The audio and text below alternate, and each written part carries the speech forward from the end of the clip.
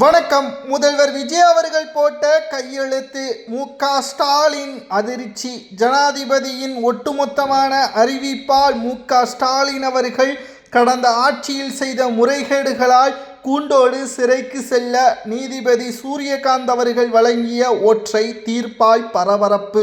நண்பர்களே, இந்த வீடியோவிற்கு ஒரே ஒரு லைக் மற்றும் சப்ஸ்கிரைப் பண்ணிருங்க.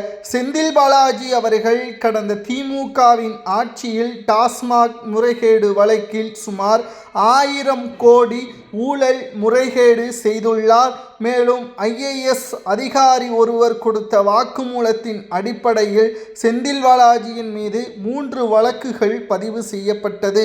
சென்னை உயர்நீதிமன்றம் செந்தில் பாலாஜியின் முன்ஜாமீனை ரத்து செய்த நிலையில் உச்சநீதிமன்றம் வரை சென்ற செந்தில் பாலாஜியின் வழக்கறிஞர் கபில் சிபில் அவர்கள், எனது ஆதரவாளர் கட்சிக்காரர் மீது எந்த தவறும் கிடையாது, அவரது பாஸ்போர்ட்டும் தற்பொழுது பறிமுதல் செய்து வைத்திருக்கிறார்கள், அவரால் வெளிநாடு தப்பி செல்ல முடியாது, ஆகையால் அவருக்கு ஜாமீன் வழங்க வேண்டும் என்று கூறியுள்ளனர். மேலும் தமிழக அரசு சார்பில் வாதிட்ட வழக்கறிஞர், செந்தில் பாலாஜியை போல மிகவும் மோசமானவர் கிடையாது, கிட்டத்தட்ட பல்வேறு வழக்குகள் அவர் மீது பதியப்பட்டுள்ளது.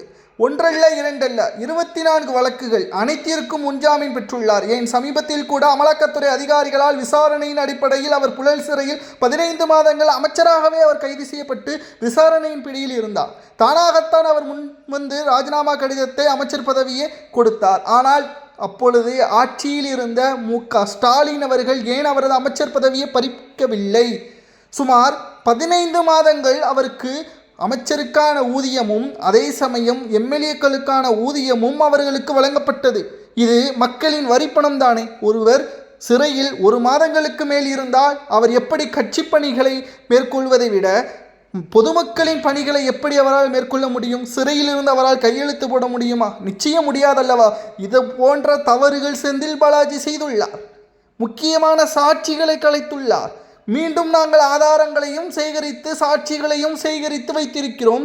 இவர் சுதந்திரமாக ஜாமீனில் சுற்றி திரிந்து கொண்டால் நாங்கள் எப்படி அந்த சாட்சிகளை பாதுகாக்க முடியும் என்று அரசு தரப்பு வழக்கறிஞர் தற்பொழுது உச்சநீதிமன்றத்திடம் தெரிவித்துள்ளார். மேலும் உச்சநீதிமன்றத்திற்கு ஜனாதிபதியிடமே ஒப்புதல் கோரக்கூடிய அளவிற்கு எங்களுக்கு அதிகாரம் இருக்கிறது.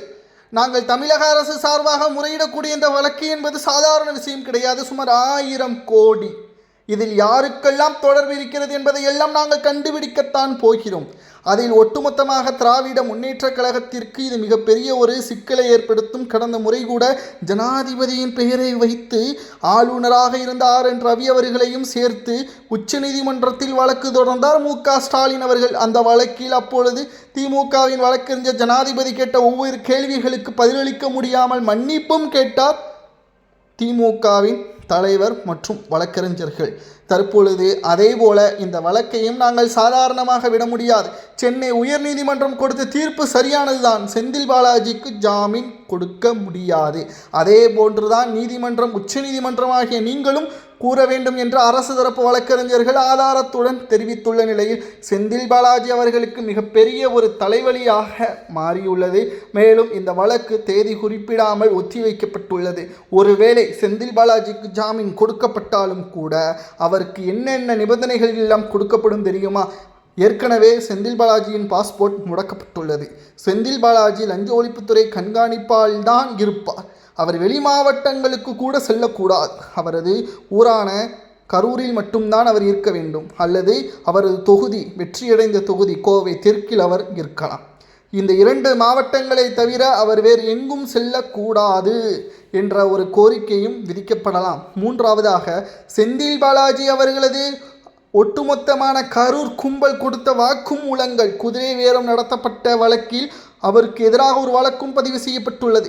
அந்த வழக்கில் அவரை நாங்கள் கைது செய்வதற்கு இந்த முன்ஜாமீன் தடையாக இருக்கக்கூடாது என்பதையும் தற்பொழுது நீதிமன்றத்திடம் அரசு வழக்கறிஞர்கள் தெரிவித்துள்ளனர். இதற்கெல்லாம் என்ன காரணம் தெரியுமா? முதல்வர் விஜய் அவர்கள் போட்ட ஒற்றை கையெழுத்து. கடந்த ஆட்சியில் செய்த ஒவ்வொரு முறைகேடுகளையும் தேடி தேடி சென்று கைது செய்து விசாரணை நடத்துங்கள். தவறு செய்யும் பட்சத்தில் ஆதாரங்கள் எதிராக இருந்தால் நீதிமன்றம் வரை செல்லுங்கள். தவறு செய்தவர்கள் யாரும் தமிழ்நாட்டில் சுதந்திரமாக சுற்றித் திரியக்கூடாது என்பதை ஒற்றை கையெழுத்தாக போட்டுள்ளார்.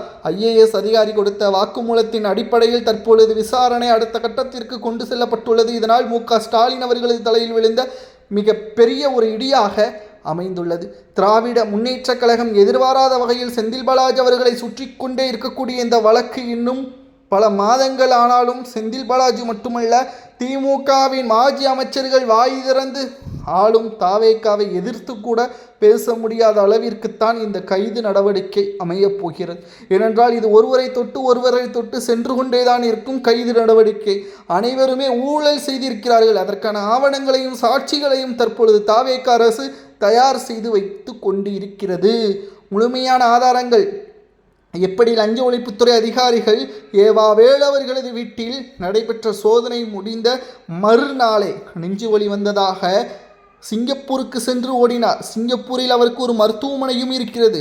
ஆனால் அவர் அங்கு தங்கவில்லை. அவருக்கு பல அப்பார்ட்மெண்ட்டுகளும் சிங்கப்பூரில் இருக்கிறது. அங்கு எல்லாம் பணம் எப்படி வந்தது?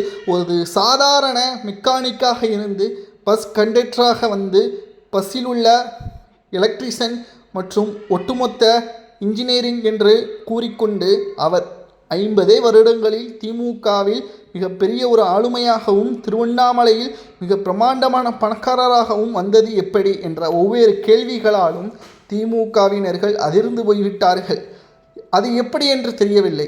எதிர்க்கட்சியாக இருந்தால் நெஞ்சுவலி வந்துகிறது, ஆளும் கட்சியாக இருந்தால் டிப்டாப்பாக சுற்றுப்பயணம் மேற்கொள்கிறார்கள். இதுதான் எப்படி என்று தெரியவில்லை. தற்பொழுது செந்தில் பாலாஜி வழக்கும் சரி, ஏவாவேலு அவர்களது வழக்கிலும் சரி, நிச்சயம் MK ஸ்டாலினுக்கு மிகப்பெரிய ஒரு இடியாகவும் அதே சமயம் இது ஜனாதிபதி வரைக்கும் செல்ல வாய்ப்புகள் அதிகமாகவே இருப்பதாக தகவல்களும் தற்பொழுது கிடைக்கப்பெற்றுள்ளது.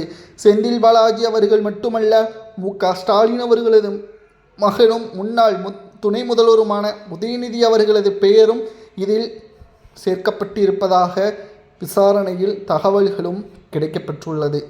செந்தில் பாலாஜி அவர்கள் தற்பொழுது முன்ஜாமீனோ அல்லது பிணையில் சிறையில் அடைக்கப்பட்டாலோ அது திமுகவிற்கு மிகப்பெரிய ஒரு சிக்கலை ஏற்படுத்தும். டெண்டர் வழங்கிய நிறுவனங்களிடம் இருந்தும் மீண்டும் டெண்டர்களை ரத்து செய்து பணங்களை பறிமுதல் செய்து அவர்கள் கொடுக்கின்ற வாக்குமூலங்களின் அடிப்படையிலும் திமுகவிற்கு மிகப்பெரிய ஒரு சிக்கல் ஏற்பட போகிறது என்ற தகவல் தற்பொழுது கிடைக்கப்பெற்றுள்ளது. திராவிட முன்னேற்ற கழகத்திற்கு மிகப்பெரிய ஒரு பேரிடியாக இது அமையும் என்றும் விசாரணையில் நம்மால் பார்க்க முடிகிறது. நண்பர்களே, செந்தில் பாலாஜி அவர்கள் உச்சநீதிமன்றம் வரை சென்றாலும் நீதிபதி சூரியகாந்த் அவர்கள் ஜாமீன் வழங்க முடியாது என்று கூறலாமா அல்லது ஜாமீன் வழங்கலாமா என்பதை மற்றும் உங்களது கருத்துக்களை கூறுங்கள். தேதி குறிப்பிடாமல் இந்த வழக்கு ஒத்திவைக்கப்பட்டுள்ளது.